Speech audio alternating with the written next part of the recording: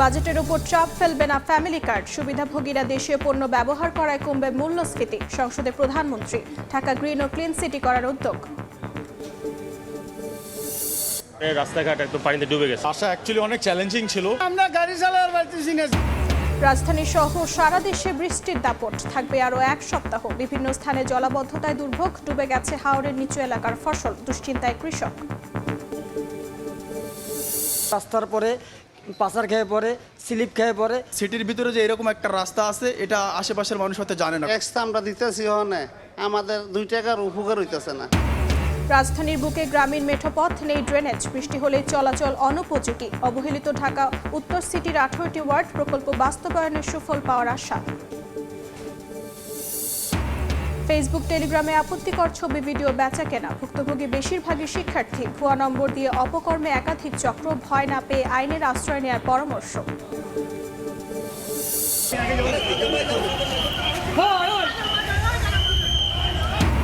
ভারতের পশ্চিমবঙ্গে দ্বিতীয় দফার ভোটেও সংঘর্ষ। আজ নির্ধারণ হবে মুখ্যমন্ত্রী মমতা সহ 2 ডজনের বেশি হেভিওয়েট প্রার্থীর ভাগ্য। কেন্দ্রে কেন্দ্রে কঠোর নিরাপত্তা।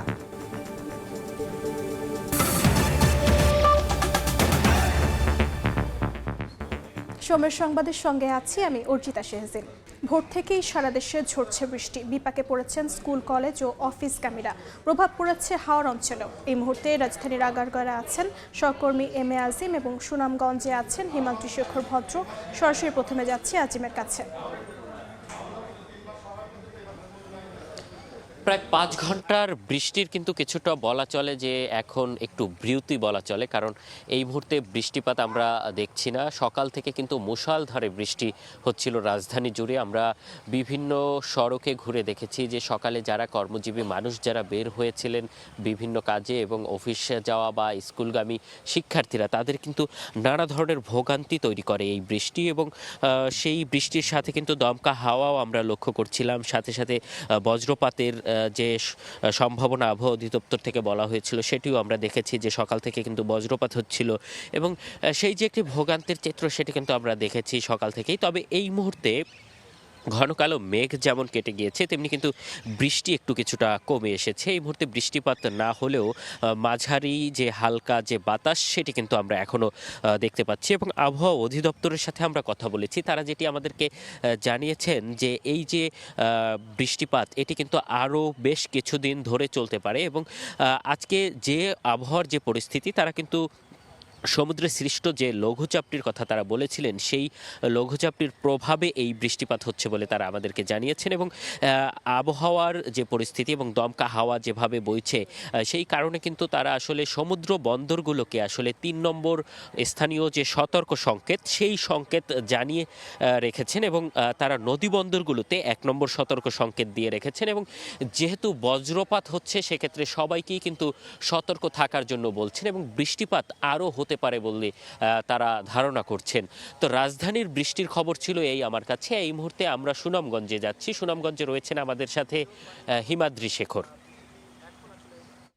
আমি আছি সুনামগঞ্জ বিশম্বরপুর উপজেলার খরচার হাওরে। আমার ডান পাশে রয়েছে খরচার হাওর এবং বাম পাশে রয়েছে রূপসা নদী, তার পাশে রয়েছে আঙ্গারউলি হাওর। যদি আপনাকে দেখাই, এই যে হাওরে এখন গ্রীষ্মকালে বর্ষার চিত্র দেখা যাচ্ছে। যদি এই হাওরটিতে এখন এভাবে থই থই পানি থাকার কথা ছিল না। এখানে এই যে হাওরে যে পানি নিষ্কাশনের যে সিস্টেম, অর্থাৎ যে হাওরের প্রচলিত পদ্ধতি, অর্থাৎ রূপসা নদীর পানি, রূপসা নদীতে হাওরের পানি নিষ্কাশন হবে, খরচার হাওরে পানি নিষ্কাশন হবে। কিন্তু এখন হাওর এবং নদীর পানি সমান্তরাল হয়ে যাওয়ার কারণে নদীর পানি হাওরের পানি নদীতে নিষ্কাশিত না হওয়ার কারণে এই অভ্যন্তরে, অর্থাৎ হাওরের অভ্যন্তরে যে পরিমাণ বৃষ্টিপাত হয়েছে সেই বৃষ্টিপাতেই খরচার হাওর মোটামুটি টইটুম্বুর হয়ে গেছে। আপনারা দেখতে পাচ্ছেন যে এই যে খরচার হাওরের পুরো চিত্র এখন গ্রীষ্মকালে বর্ষার চিত্র ফুটে উঠেছে। এবং এইভাবেই সুনামগঞ্জের প্রায় 10,000 হেক্টর জমি জলাবদ্ধতার পানিতে তলিয়ে গেছে। আসলে এই সুনামগঞ্জের 10,000 হেক্টর জমির যে রূপ এখন হাওরে যে এরকম যেমন খরচার হাওরে পানি থই থই করছে, সেরকম অন্য অন্য হাওরের তলিয়ে যাওয়া জমিগুলিও এভাবে পানির তলে নিমজ্জিত হয়ে আছে। অর্থাৎ এখন জমি আসে, আসলে কৃষি জমি আছে বলে কোথাও বোঝা যায় না। এখানে আমরা যেখানে দাঁড়িয়ে আছি এটি একটি স্থায়ী বাঁধ, এবং এই স্থায়ী বাঁধের মাধ্যমেই হাওরের পানি নদীতে নিষ্কাশনের কথা ছিল, কিন্তু নদী খনন না হওয়ার কারণে, নদীর তলদেশ উঁচু হয়ে যাওয়ার কারণে, অর্থাৎ নদীর পানি এখন উঁচুতে রয়েছে এবং হাওরের পানি অনেকটা নিচুতে রয়েছে, ফলে নদীর পানি এসে হাওরে ঢুকতে পারে এবং সেই হাওরের পানি, নদীর পানি হাওরে ঢুকলে কিন্তু এটা একটা বিপর্যয় তৈরি করবে। আপনারা যদি দেখেন এই পাশেই রয়েছে আঙ্গারহলি হাওরে, এই আঙ্গারহলি হাওরে এখন পর্যন্ত জলাবদ্ধতা একটু একটু করে আসছে, কিন্তু হাওরের যে টোটাল পানি সরবরাহ এবং নিষ্কাশনের যে সিস্টেম সেটা ভেঙে পড়ার কারণেই এই সুনামগঞ্জের এই 42 বছরের ইতিহাসে প্রথম জলাবদ্ধতার কারণে প্রায় 10,000 হেক্টর জমির বুড়ো ফসল তলিয়ে গেছে। তো এই ছিল সুনামগঞ্জের বিশম্বরপুর উপজেলার খরচার হাওর থেকে জলাবদ্ধতার সবশেষ খবর। যুক্ত ছিলাম রাজধানীর আগারগাঁও এবং সুনামগঞ্জে। রাজধানীর বুকে এ যেন গ্রামীণ মেঠোপথ, সরু গলি, নেই ড্রেনেজ ব্যবস্থা। বৃষ্টি হলেই চলাচল অনুপযোগী হয়ে পড়ে সড়ক। উন্নয়ন বঞ্চিত ঢাকা উত্তর সিটি কর্পোরেশনের নতুন 18টি ওয়ার্ড। তবে সিটি কর্পোরেশন বলছে পিছিয়ে পড়া এলাকার উন্নয়নে বেশ কিছু প্রকল্প হাতে নেওয়া হয়েছে। এসব উন্নয়ন প্রকল্পের অগ্রগতি প্রায় 65%। মাহাদি ইসলাম ধ্রুবর রিপোর্ট।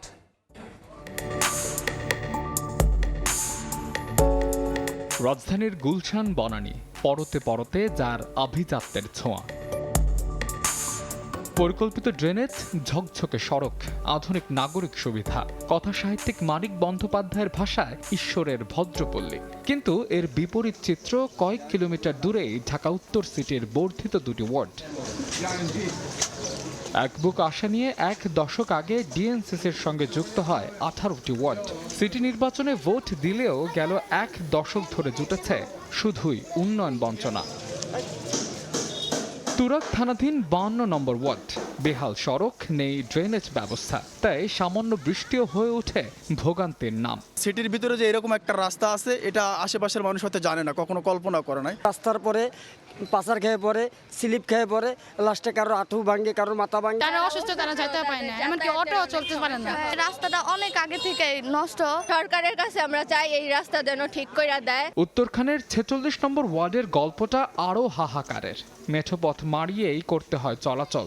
চলতি পথে মানুষ আর ময়লার ভাগার হয়েছে একাকার। ট্যাক্স তো আমরা দিতেছি, আমাদের 2 টাকার উপকার হইতেছে না। কিছুদিন আগে আমার এক বড় ভাইয়ের বউ অসুস্থ হয়েছে, লাশের খাটিয়া কইরা তাকে হসপিটাল আনতে হয়েছে। রাস্তার এরকম অবস্থা, আমাদের কোনো এলাকার কোনো সুযোগ সুবিধা নাই। তবে সিটি কর্পোরেশনের নথি বলছে এই দীর্ঘ বঞ্চনার অবসানে সড়ক, খাল ও নর্দমা উন্নয়নে প্রকল্প নেওয়া হয়েছে, যার অগ্রগতি 65%। তবে এই প্রকল্পে উপেক্ষিত 52 নম্বর ওয়ার্ড। প্রশ্ন থেকেই যায়, কেন অবহেলিত এই জনপদ? 52 নম্বর ওয়ার্ডের সবচেয়ে বেশি গুরুত্বপূর্ণ যে রাস্তাঘাটগুলো আছে সেটা আমি অগ্রাধিকার ভিত্তিতে আমার চিফ ইঞ্জিনিয়ারকে আমি নির্দেশ দিব, সেটা যেন ব্যবস্থা গ্রহণ করা। লিখিত কোনোভাবে এইভাবে অভিযোগ পাইনি, আপনি মৌখিকভাবে বলেছেন শুনলাম, আমি নিজে উদ্যোগী হয়ে সেটা জানার চেষ্টা করব। তবে প্রতিশ্রুতির ফুলঝুরি নয়, বরং দৃশ্যমান উন্নয়ন চায় বর্ধিত সিটির বঞ্চিত এই বাসিন্দারা। 2017 সালে 8টি ইউনিয়ন ভেঙে গড়ে ওঠা 37 থেকে 54 নম্বর ওয়ার্ডের বাসিন্দাদের কাছে সিটি কর্পোরেশনের নামটি শুধু যেন এক বাড়তি ট্যাক্সের বোঝা, কেননা নাগরিক সেবা এই অঞ্চলের মানুষের কাছে দূর আকাশের তারা। মাহাদ ইসলাম ধ্রুব, সময় সংবাদ, ঢাকা। বাজেটের ওপর চাপ ফেলবে না ফ্যামিলি কার্ড। সুবিধাভোগীরা দেশীয় পণ্য ব্যবহার করায় কমবে মূল্যস্ফীতি। সংসদে প্রশ্নোত্তরে পর্বে একথা বলেছেন প্রধানমন্ত্রী তারেক রহমান। প্রধানমন্ত্রী জানান, ঢাকা দক্ষিণ সিটিতে সার্কুলার ইকোনমি ভিত্তিক বর্জ্য ব্যবস্থাপনা এবং জ্বালানি উৎপাদন কেন্দ্রে রূপান্তর এবং উত্তরে 5 লাখ বৃক্ষরোপণ করার উদ্যোগ নিয়েছে সরকার। আরেক প্রশ্নের জবাবে সরকার প্রধান জানান, ঢাকাকে গ্রিন ও ক্লিন সিটি করতে নানা উদ্যোগ নেওয়া হয়েছে। আজ অন্তর্ভুক্ত করে পরিবেশ সম্মতভাবে বর্জ্য ব্যবস্থা হচ্ছে। মাননীয় স্পিকার, ঢাকা দক্ষিণ সিটি সমন্বিত সার্কুলার ইকোনমি ভিত্তিক প্রথম স্টেজে আমরা যারা ভালনারেবল ফ্যামিলি, আমরা তাদেরকে এই কার্ডগুলো দিব। কাজেই ধীরে ধীরে আমরা বাজেটটি তৈরি করব এবং ধীরে ধীরেই আমরা কার্ড দেওয়ার সংখ্যাটা ধীরে ধীরে আমরা বাড়াবো। এবং সেজন্যই আমরা মনে করি আমাদের যে সব হিসাব নিকাশ করেছি আমরা, তাতে করে বাজেটের উপরে কোনো চাপ পড়ার তেমন কোনো কারণ নেই। এটি গেলে 1 নম্বর।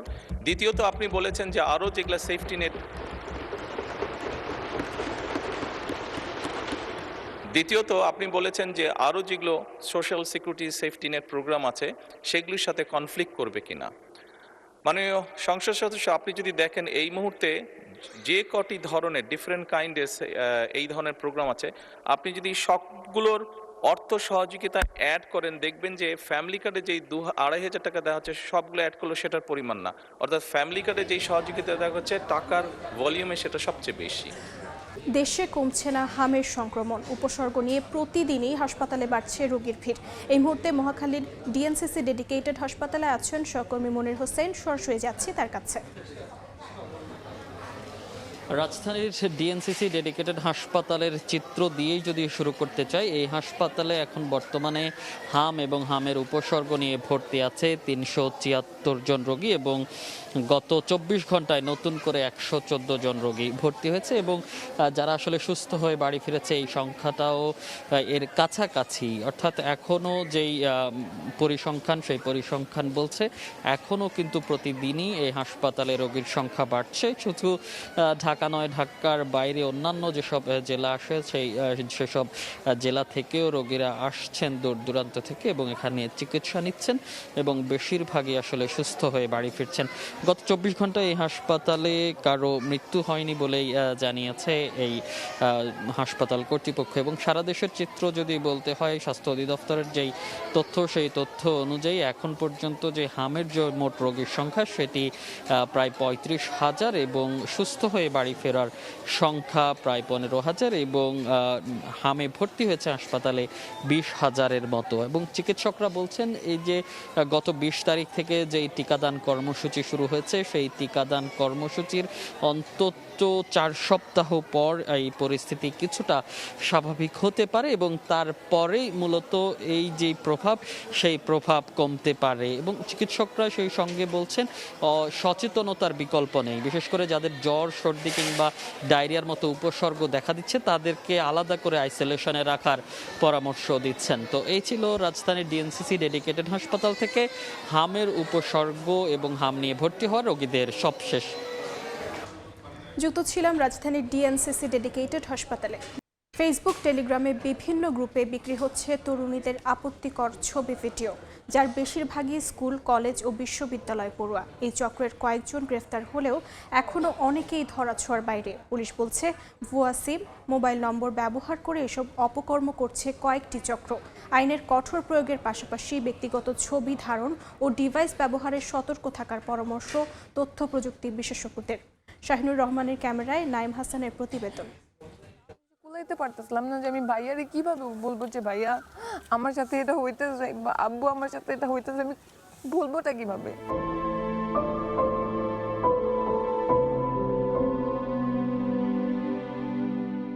বেসরকারি বিশ্ববিদ্যালয়ের এক শিক্ষার্থী, ধরা যাক তার নাম সাদিয়া, হঠাৎ করেই একদিন সকালে আবিষ্কার করলেন ব্যক্তিগত মুহূর্তের কিছু ছবি ছড়িয়ে পড়েছে টেলিগ্রামের একটি গ্রুপে, যে গ্রুপের সদস্য সংখ্যা 60,000-এরও বেশি।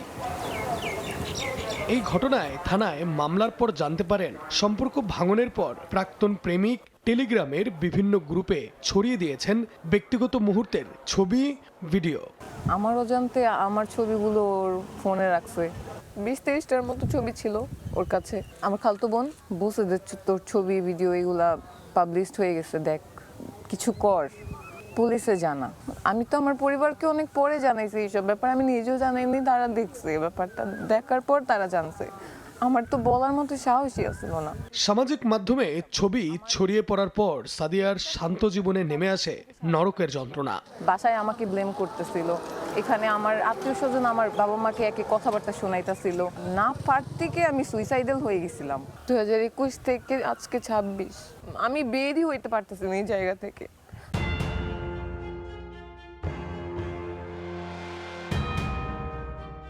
সময়ের অনুসন্ধান বলছে শুধু ফেসবুক ও টেলিগ্রামে মেয়েদের ব্যক্তিগত ছবি, ভিডিও বিক্রি করা এমন গ্রুপের সংখ্যা শতাধিক।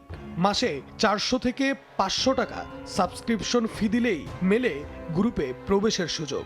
এরকম আরও অসংখ্য গ্রুপ রয়েছে ফেসবুক, টেলিগ্রাম সহ বিভিন্ন প্ল্যাটফর্মে, যে সকল গ্রুপে টাকার বিনিময়ে বিক্রি হচ্ছে মেয়েদের গোপন ব্যক্তিগত মুহূর্তের ছবি ও ভিডিও।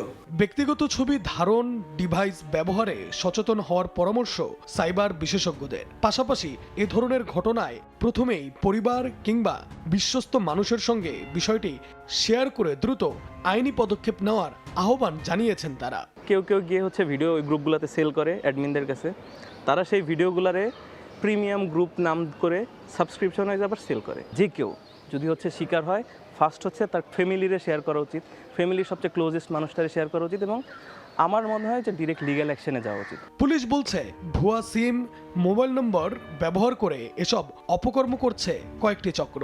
এসব রোধে নজরদারি জোরদার করা হয়েছে। তারা যতই রকমের ভুয়া সিম কার্ড ইউজ করুক বা ভুয়া আইপি ইউজ করুক, যত কিছুই চেঞ্জ করুক, এটা 2 দিন আগে পরে তাকে আমাদের জালে ধরা পড়তেই হবে এবং তাকে কিন্তু তার শাস্তি পেতেই হবে।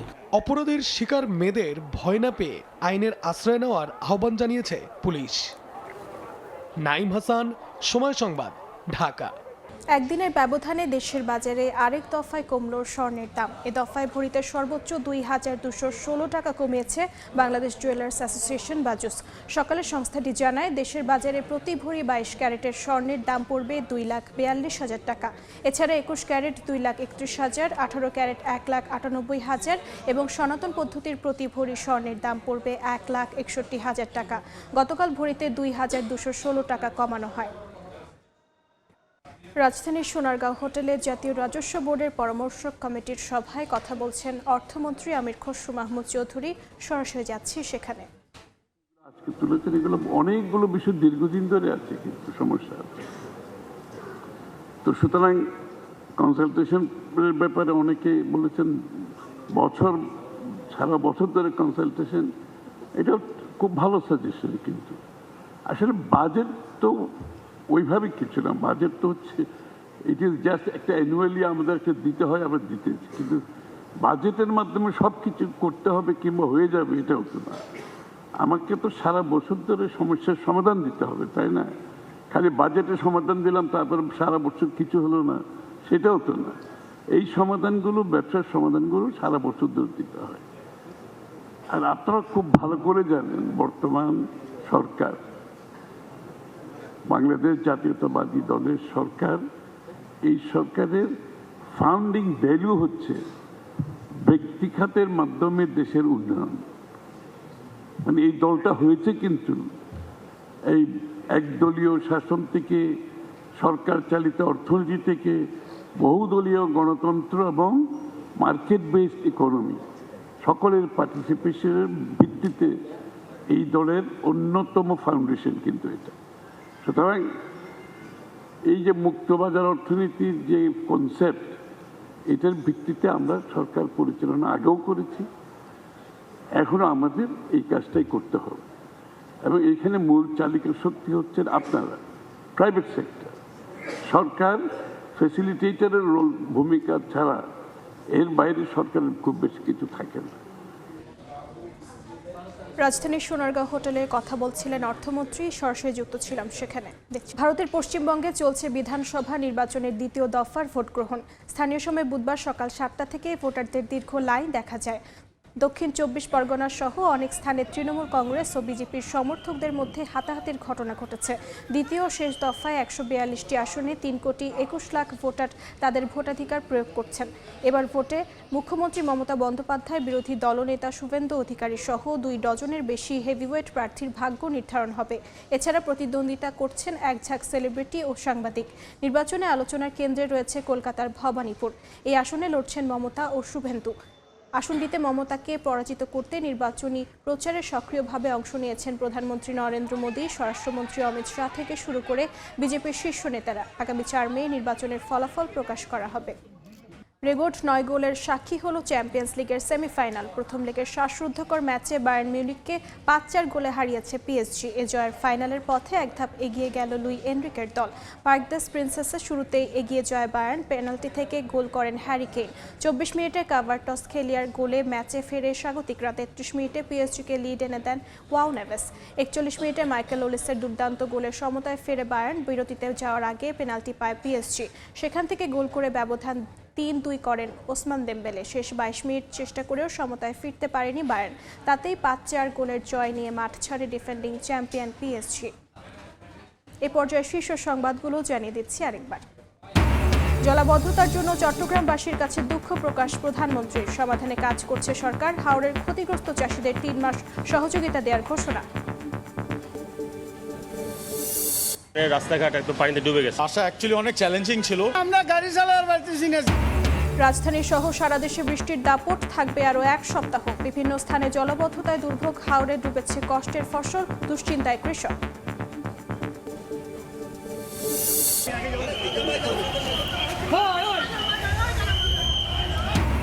ভারতের পশ্চিমবঙ্গে দ্বিতীয় দফার ভোটেও সংঘর্ষ। আজ নির্ধারণ হবে মুখ্যমন্ত্রী মমতা সহ 2 ডজনের বেশি হেভিওয়েট প্রার্থীর ভাগ্য। কেন্দ্রে কেন্দ্রে কঠোর নিরাপত্তা। এ ছিল দুপুর 12টার সময় সংবাদে। এরপর খেলার সময়ের সঙ্গে থাকবেন তারেক হাসান শিমুল। আপনাকে ধন্যবাদ। খেলার সময় নিয়ে আসছি কিছুক্ষণ পর, সঙ্গে থাকুন সময়ের।